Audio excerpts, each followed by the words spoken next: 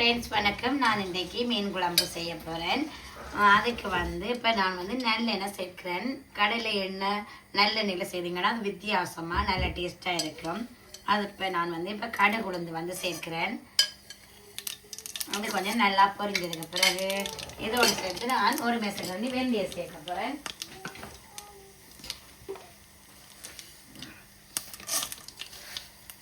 வெந்தயமும் நல்ல வடிவாக பொரிஞ்சு வரட்டுக்கும். ஓகே,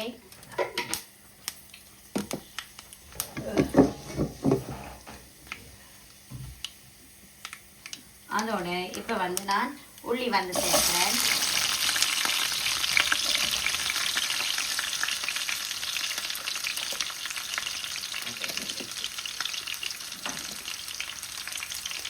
இதோட சேர்த்து இப்போ நான் சின்ன வெங்காயம் சேர்க்கிறேன். சின்ன வெங்காயம் சேர்த்துட்டு நல்ல டேஸ்டாக இருக்கும்.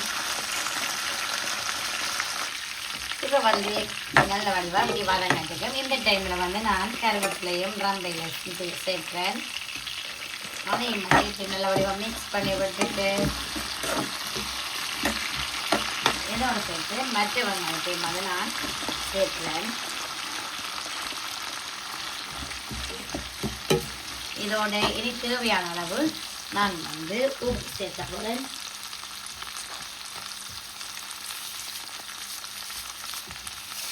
உப்பு தேவையான அளவு சேர்த்தாச்சு. அதையும் நல்ல வடிவாக வதங்கிட்டுக்கும். வதங்கின பிறகு பாப்பம் பார்த்தீங்கன்னா நல்ல வடிவாக வதங்கிட்டு இதோட நான் தேவையான அளவு ஒரு 6-7 பச்சை மிளகாய் சேர்க்கிறேன். அதோட நான் 2 பெரிய தக்காளி வெட்டி வச்சுக்கிறேன். அதையும் இதில் சேர்க்கிறேன். அதையும் நல்ல வடிவாக இதோட சேர்ந்து நல்ல வடிவாக வதங்கி நல்ல தொக்கு மாதிரி வரணும். தக்காளி தொக்கு வடிவான மாதிரி வந்துச்சுன்னு சொன்னால் தான் அந்த மீன் நல்ல இந்த மீன் குழம்பு நல்ல ஃப்ளேவராகவும் நல்ல டேஸ்ட்டாகவும் இருக்கும். அதே நேரம் கிரேவியாகவும் இருக்கும் பார்க்க உங்களுக்கு. இப்போ பார்த்தீங்கன்னா இந்த பாருங்கள் நல்ல வடிவாக வதங்கி வந்துட்டு நல்ல கிரேவியாக வர்றதுக்கு தான் இது நல்ல வடிவாக வதங்கிறதுன்னு சொன்னால் தான் அதுக்கேற்ற மாதிரி இருக்கும். நல்ல வடிவாக வதங்கிட்டு நான் வீட்டிலேயே நான் தயாரித்து வச்சுருக்கேன். கொத்தமல்லி, சீரகம், வெந்தயம், மிளகு, ஏலக்காய், கருவா, கடுகு, மஞ்சள், ஜாதிக்காய், கருவேப்பிலை, எலுமிச்சை, பச்சை பயிறு எல்லாத்தையும் நான் சேர்த்து அப்படி பவுடர் பண்ணி வச்சுருக்கிறேன். அந்த பவுடர் தான் அதோடு சேர்த்து தான் நான் தனி மிளகாய் சேர்த்து இன்றைக்கி இதெல்லாம் சேர்க்க போகிறேன். நான் இப்போ அந்த பவுடரில் 2 மேசக்கரண்டி எடுத்தேன்னு சொன்னால் நான் 3 மேசக்கரண்டி தனி மிளகாய் தூள் சேர்க்கிறேன். உரைப்புக்கு ஏற்ற மாதிரி அப்படி சேர்ப்பேன். உங்களுக்கு அந்த பவுடரை பற்றி ஏதாவது லிங்க் வேணுமென்னு சொன்னால் நீங்கள் கமெண்ட் பண்ணுங்க. என்னன்னு சொல்லி நான் அந்த லிங்க் உங்களுக்கு அனுப்பி வைக்கிறேன். இங்கே வைக்கல நான் திருப்பி ஒரு மேசக்கரண்டி 1 இல்லாட்டி 2 மேசக்கரண்டி நீங்கள் ஒரு உள்ளி போட்டு எடுத்து அப்படி நீங்கள் இடித்து வச்சாலும் ஓகே. அதை இடித்த மாதிரி நான் ஃபைனலாக சேர்க்குறேன். அப்படியே அதையும் நல்ல வடிவாக அப்படி பச்சை வாசனை இல்லாமல் வதங்க வச்சுட்டு இதோட நான் அந்த பவுடர்ஸ் எல்லாத்தையும் நான் சேர்க்க போகிறேன். இப்போ நான் உங்களுக்கு சொன்ன மாதிரி 2 மேசக்கரண்டி இந்த பவுடர் எடுக்கிறேன். நான் உங்களுக்கு சொன்னேன், நான் ஆல்ரெடி நான் மிக்ஸ் பண்ணி வச்சுக்கிறேன். அப்போ அதில் 2 மேசக்கரண்டி எடுக்கிறேன். 2 மேசக்கரண்டி சேர்க்கிறேன். அதில் நான் இனி தனி மிளகாய் தூள் இப்போ நான் தனி மிளகாய் தூள் 2 மேசக்கரண்டி சேர்க்கிறேன். 3 சொன்னேன். 2 இல்லாட்டி 3 உங்களுடைய உரைப்புக்கு ஏற்ற மாதிரி நான் இப்போ 3 சேர்க்கிறேன். இதையும் நான் இப்போ நல்ல வடிவாக பச்சை வாசனை இல்லாமல் போடுறேன். இதையும் நல்ல வதங்க வச்சுட்டு இப்படி நல்ல வடிவாக வதங்கி இந்த மசாலாக்கள் எல்லாம் வதங்கி வந்துட்டு சொன்னாக்க இந்த பச்சை வாசனை இல்லாமல் இருந்தால் தான் குழம்பு நல்லா டேஸ்ட்டாக இருக்கும். அப்போ நம்ம 2 மினிட்ஸ் இப்படியே வதங்க விடுவோம். இப்போ பார்த்தீங்கன்னா அதோட நான் ஒரு கொஞ்சம் மஞ்சள் தூள் சேர்க்கிறேன். அதையும் வடிவாக நாங்கள் நல்ல வடிவாக மிக்ஸ் பண்ணி விடுவோம்.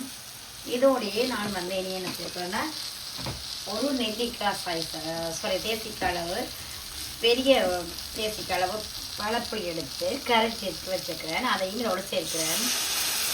இதோட வந்து நான் கொஞ்சம் தண்ணி சேர்த்துட்டு இதை வந்து நான் கொஞ்ச நேரம் நல்ல வடிவாக கொதிக்க விட போகிறேன். மூடி போட்டு கொதிக்க விட போகிறேன். கொஞ்ச நேரம் கொதிக்க பார்த்தீங்கன்னா சரியாக 15 நிமிஷம் வந்து நான் மூடி போட்டு அப்படி மூடி விட்டேன். நான் இப்போ வந்து திறப்போம். பார்த்தீங்கன்னா நல்ல வடிவான கிரேவியாக வடிவாக இருக்கு பாருங்க. ஓகே, இதோட வந்து நான் பால் வந்து கொஞ்சம் சேர்க்குறேன். நல்லா கட்டி பாலாக எடுத்து நாங்கள் சேர்த்தோம்னா ஓகே, அதை நல்ல வடிவாக அப்படி நல்ல வடிவாக மிக்ஸ் பண்ணி விடுவோம். மிக்ஸ் பண்ணி விட்டுட்டு இந்த டைமில் நல்ல வடிவாக உப்பு புளி எல்லாம் வடிவாக செக் பண்ணி பார்ப்போம்.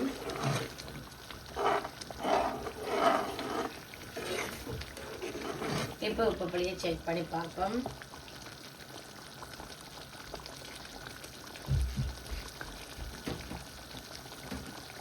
இப்போ பார்த்தீங்கன்னா வந்து கொஞ்சம் வந்து உப்பு வந்து காணாமல் இருக்குது. நான் வந்து கொஞ்சம் உப்பு வந்து சேர்த்துருக்கிறேன். மற்றபடி ஓகேயா இருக்கும். இப்போ வந்து இதோட வந்து நான் எல்லா மீனும் வந்து இப்போ வந்து நான் இதில் ஆட் பண்ண போகிறேன். எல்லா மீனையும் எப்படியே நாங்கள் வடிவாக சேர்ப்போம்.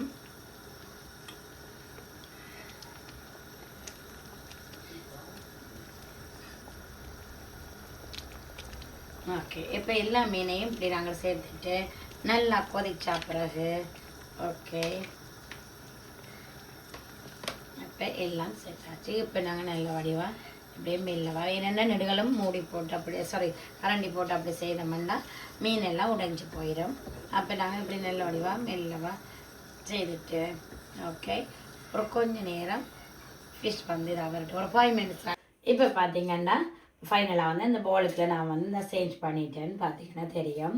இதுக்கும் வந்து ஒரு விதமாக வந்து செய்கிறேன். 3-4 விதமாக வந்து நான் ஃபிஷ் கறி செய்கிறேன். நான் அதில் ஒரு டைப் தான் இப்படி நான் செய்தேன். நான் ஏன்னா நான் ரெடி பண்ணி வச்சு அந்த பவுடர்ஸ் எல்லாத்தையும் வச்சு உங்களுக்கு செய்து காட்டியிருக்கிறேன். இதே மாதிரி நீங்களும் செய்து பாருங்க. உண்மையாகவே நல்லா டேஸ்ட்டாக இருக்கும். புட்டு இடியப்பம் எல்லாத்துக்குமே வந்து சாப்பிடிக்க இன்னும் நல்லா டேஸ்ட்டாக இருக்கும். வெள்ளை சோறு அதைக்கு சாப்பிடிக்க இன்னும் நல்லா டேஸ்ட்டாக இருக்கும். இந்த வீடியோ வந்து நிறைய பேர் வந்து பார்க்குறீங்க. ப்ளீஸ் சப்ஸ்கிரைப் பண்ணுங்க, லைக் பண்ணுங்க, கமெண்ட் பண்ணுங்க. நீங்கள் வந்து சப்ஸ்கிரைப் பண்ணிவிட்டு கமெண்ட் பண்ணிக்கலாம். எனக்கு வந்து அது ஒரு மோட்டிவேஷனாகவும் இருக்குது. எனக்கு வந்து அடுத்தடுத்த வீடியோ செய்கிறதுக்கு வந்து இன்னும் ஒரு ஹாப்பியாகவும் இன்ட்ரெஸ்டாகவும் இருக்கும். திருப்பி நான் சொல்கிறேன், இந்த வீடியோ பார்த்துட்டு இருக்கிற எல்லோருக்குமே தேங்க்யூ ஸோ மச். வேறையும் என்ன உங்களுக்கு தேவையான வீடியோக்கள் என்ன நான் போடணும்னு சொன்னால் அதையும் நீங்கள் கமெண்ட் பண்ணுங்க. தேங்க்யூ. அடுத்த வீடியோவில் சந்திக்கிறேன். தேங்க்யூ. பாய்.